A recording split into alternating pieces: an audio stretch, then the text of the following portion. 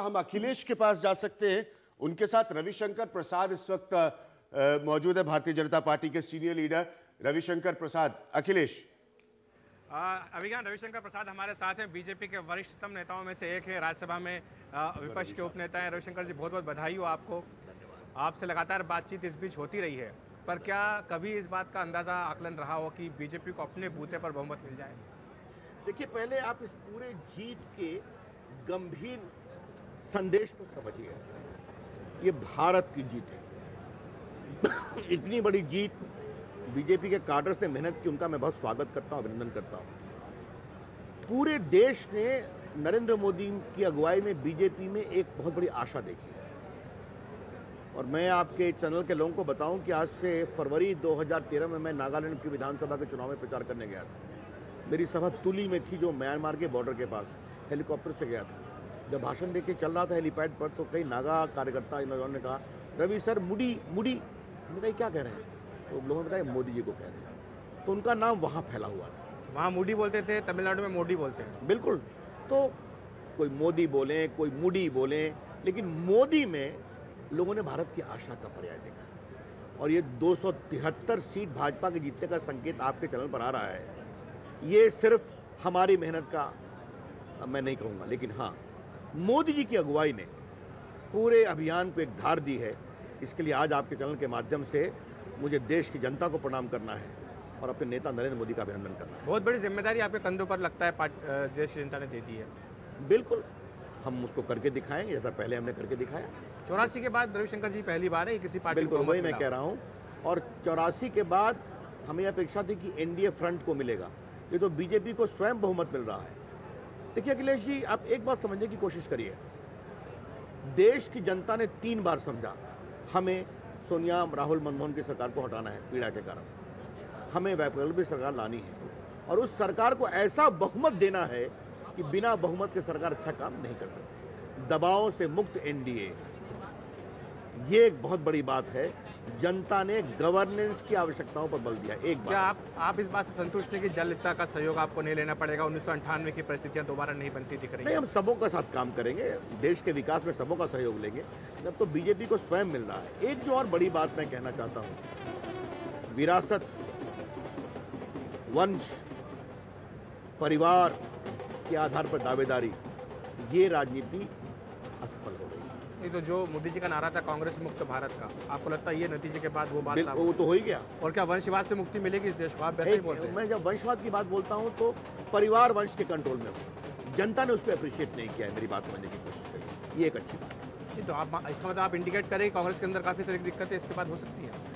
तो इसको तो कांग्रेस के लोगों को तय करना है, वो क्या करेंगे। लेकिन इतना मुझे लगता है कि जो मैं स्थिति देख रहा हूं, तो मुझे पूरा विश्वास है कि देश की राजनीति में जो अंग्रेजी का शब्द है अखिलेश जी, टेक्टोनिक शिफ्ट, बहुत बड़ा बदलाव हो रहा है। और मैं एक लोकतंत्र के समर्थक के नाते मुझे बहुत खुशी है। आप बिहार से आते हैं रवि जी, वहाँ बिहार के बारे में, यूपी के बारे में, खासतौर से उत्तर भारत के बारे में कहा जाता है कि जातियाँ बहुत जोर मारती हैं।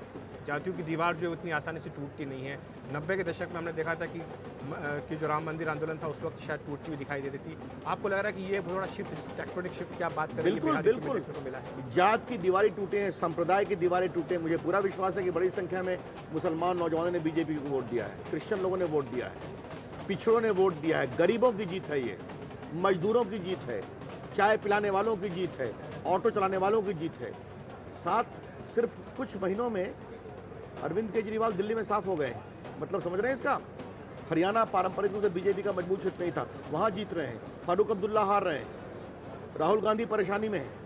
तो कृपा करके इस पूरे जीत की गंभीरता को समझिए। नॉर्थ ईस्ट में जहां बीजेपी कमजोर रही है। आपने मुसलमानों की बात करी रवि जी, क्या एश्योरेंस दे पाएंगे आप एक वरिष्ठ नेता होने के नाते बीजेपी के, किस्सा जो समाज के तबके, किसी को भी यहाँ डरने की जरूरत नहीं है, सबको साथ लेकर के आप लोग चलेंगे?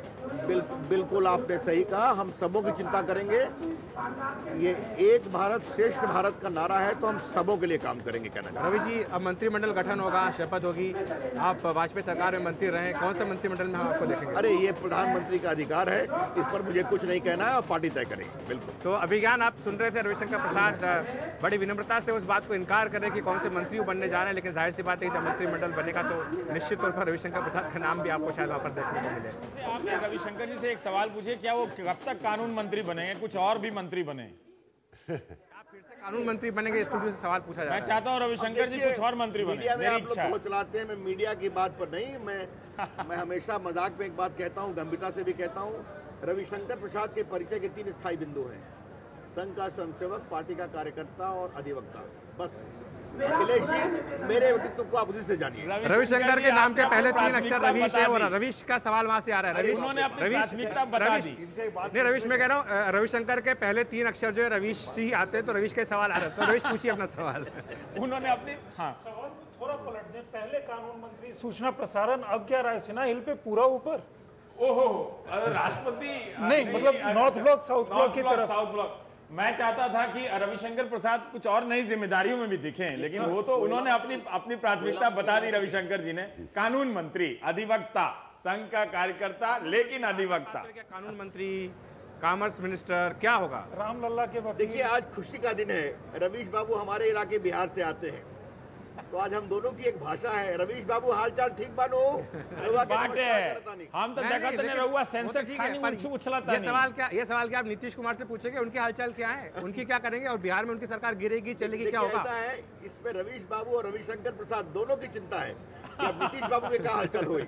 अनु, ये जरूर है कि नीतीश कुमार कहाँ टकरा गए नरेंद्र मोदी से, मतलब। और एक बात मैं कहूंगा, मैं आपके एग्जिट पोल को देख रहा था। रवीश बाबू, मेरी बात सुनिएगा भी, ज्ञान जी, आप दोनों के भाषण में मैंने सुना था उस दिन एग्जिट पोल को बताते हुए। क्या क्या आपने कहा था बिहार के बारे में? लालू जी इतना जीतेंगे, ये जीतेंगे। हम जो कह रहे थे कि 26, 27, 28 जीतेंगे, वो तो साफ दिखाई पड़ रहा है। तो बिहार के लोग बड़े परिपक्व है अखिलेश जी। नहीं, देखिए, ऐसा पत्रकार तो अपने हिसाब से जो जमीन पे आकलन होता है वो बयान करता है, और कई बार उसमें जाहिर सी बात है कि ऊंच नीच हो जाती है, लेकिन जीत में भी एक विनम्रता होती है। और मुझे लगता है कि नीतीश कुमार वो आपकी बात बड़ी ध्यान से सुन रहे हैं, उनके लिए क्या संदेश है? मैं एक बात कहूंगा, बीजेपी किसी सरकार को डिस्टेबलाइज नहीं करना चाहती, बिल्कुल। अब नीतीश कुमार अपनी सरकार को कैसे मैनेज करते हैं उनका विषय है। इतना अवश्य है कि शायद, और ये मैं बहुत विनम्रता से बोल रहा हूं, कहीं ना कहीं प्रदेश की जनता ने जिस तरह से नीतीश कुमार जी ने नरेंद्र मोदी के नफरत के कारण इस रिश्ते को तोड़ा था, उसका दंड दे रहे हैं। नहीं, लेकिन सुशील मोदी कहते थे कि 23 तारीख को सरकार गिर जाएगी। आप कैसे, ये बयान सुशील मोदी का है, शायद नंद किशोर यादव का बयान आया कि 23 तारीख को सरकार गिर जाएगी, शायद मुहूर्त भी बता दिया। अब ऐसा है कि अब वो तो उनको, मैंने पहले कहा ना कि वो कांग्रेस और इंडिपेंडेंट के सहारे जिंदा है। अब क्या होता है वो तो बताएंगे।